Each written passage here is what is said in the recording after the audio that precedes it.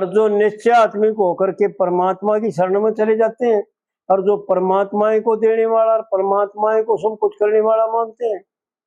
मन ने अपने जीवन में ये देखा कि रघुवीर ब्राह्मण जो था, हमारा साथी था, हमारे वो साथ रहे 60 साल। उसका क्या काम था कि कोई हवन करा लो, हवन ना नहीं करते।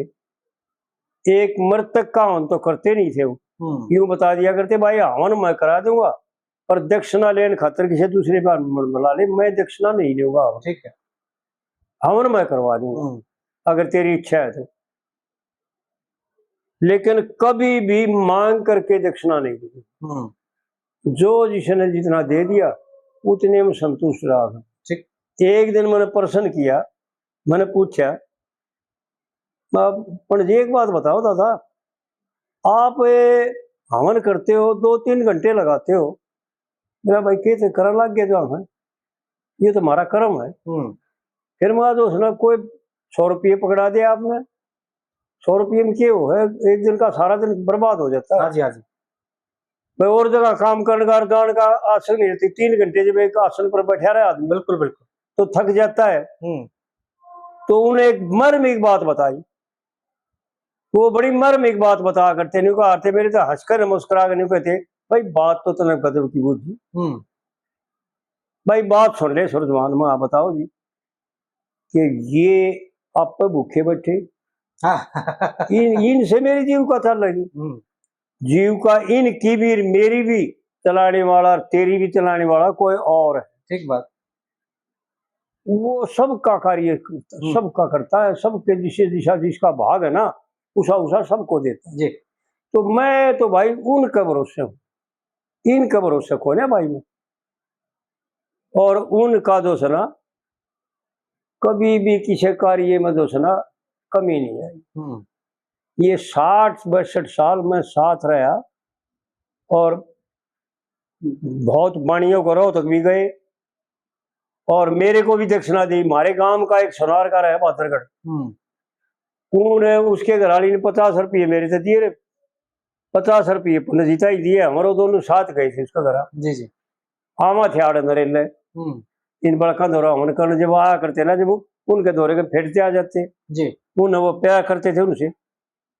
तो ऐसा मेरे साथ भी कई बार होया कि लोगों ने मेरे को भी ब्राह्मण समझ करके और मेरे को भी बराबर की दक्षिणा दी, लेकिन मैं पंडित जी को दे दिया करता बाद में, भाई पंडित जी आपका है ये सब कुछ, और मैंने को दे रख है तू भी बावड़ा है, भाड़ा भी चला होगा, मैं ना भाड़ा तो मैं लाऊंगा अपने दौरे से, पर यो तो तेरा है, जो कुछ मिला वो तेरे नाम, तेरे ने मुझसे मिलता है तो तेरा जी।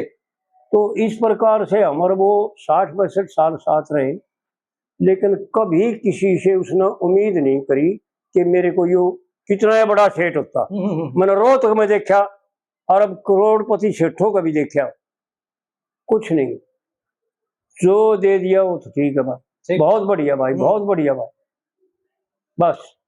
और जो वो हवन करता उनके 5 बर्तन होते हैं, और वो ब्राह्मण के होते हैं जी।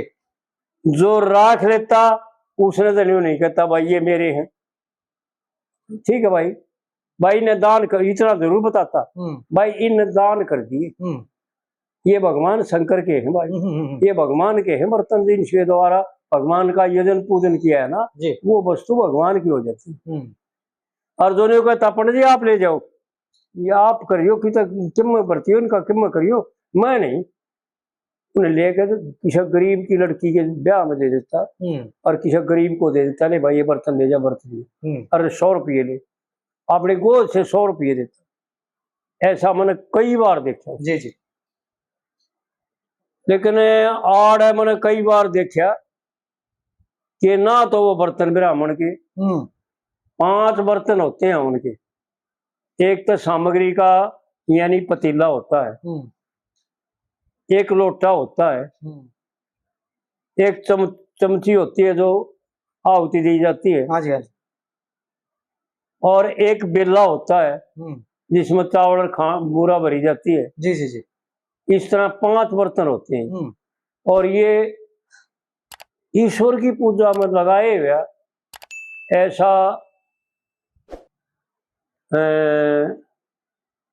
प्रहलाद का पुत्र था विरोचन जी। प्रहलाद के 4 पुत्र थे मेरे ख्याल में, और बड़े का मैं नाम भूल गया। वो ऋषियों के सत्संग में चला गया और वो पीछे थे 3 भाइयों ने अपना बंटवारा कर लिया और सारी संपत्ति जो है ना उन्हें ले ली और अपने पिता से कह दिया कि पिताजी वो बड़े भाई के जिम्मे में आपको दे दिया, उसके माटे में आप आ गए। ठीक है भाई, थारी मर्जी। जब वो आया और उन्होंने भाइया तो बातचीत करी उसने, तो बोले भाई तेरे माटे में आ तेरा पिताजी, हमने तेरे माटे में तेरा पिताजी को दे दिया और बाकी संपत्ति हमने बांट ली तीनों ने। तो अपने पिता से जाकर बोले प्रहलाद से कि पिताजी ऐसा ऐसा हुआ और मेरे भाइयों ने मेरे सारी संपत्ति बांट ली और मेरे माटे में तो आप दिए। तो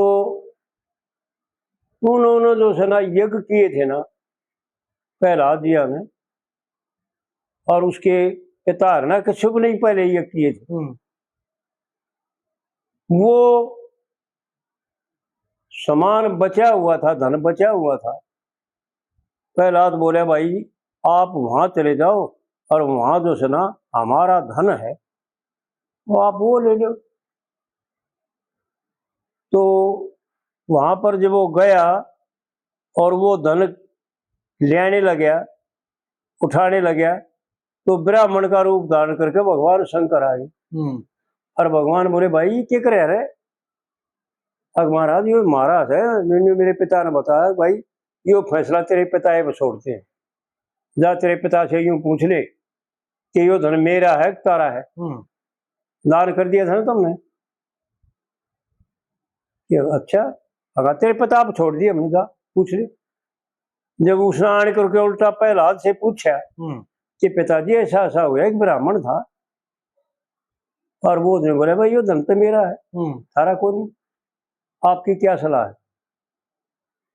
तो प्रहलाद बोले भाई ये बात तो उसकी सच्ची थी, वो है तो भगवान। प्रहलाद जानते थे कि भाई जो दान कर दिया जाता है वो भगवान शंकर का हो जाता है सब जी, उस पर किसी दूसरे का अधिकार रहता है नहीं रहता। इसीलिए मरुत राजा ने यज्ञ किया और यज्ञ में काफी सोना चांदी का ढेर बच गया।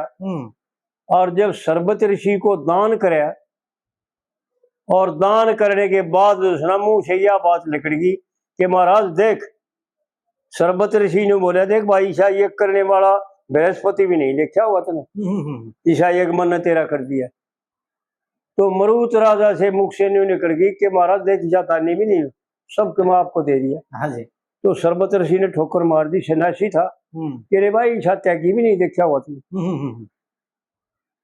तो वो धन पहाड़ में पड़ा जो सुना, बहुत समय बीतने के बाद, बहुत पीढ़ियां गुजरने के बाद युधिष्ठिर के द्वारा जो सुना भगवान कृष्ण ने बता करके यज्ञ करवाया, वो तुम्हारा धन है, तेरे दादा परदादा छड़दादा आगे का, और वो यूं पड़ा है, वो यज्ञ का धर्म दान है और ये पैसा है और यज्ञ में लगा दो, आप यज्ञ कर दो उससे, बर्तन का तो नहीं है वो भाई, भगवान शंकर का यज्ञ कर दो उससे जी। तो युधिष्ठिर ने लिया करके बहुत बड़े अश्वमेध यज्ञ कई करे उस दिन से। तो ऐसा फिर जा करके वो प्रहलाद का लड़का बोले भाई मेरे पिता ने तो यो फैसला किया कि धन्य है तेरे पिता को, जाओ ये धन ले जा, तेरे को देता हूं मैं। बोले ना भाई ना महाराज शायद मैं ले नहीं जाता। उसका लड़का बलि हुआ विरोचन का, और बलि जो है ना तीनों लोकों का अधिपति प्राप्त किया जी, पृथ्वी और स्वर्ग तीनों जीत लिए और यज्ञों के द्वारा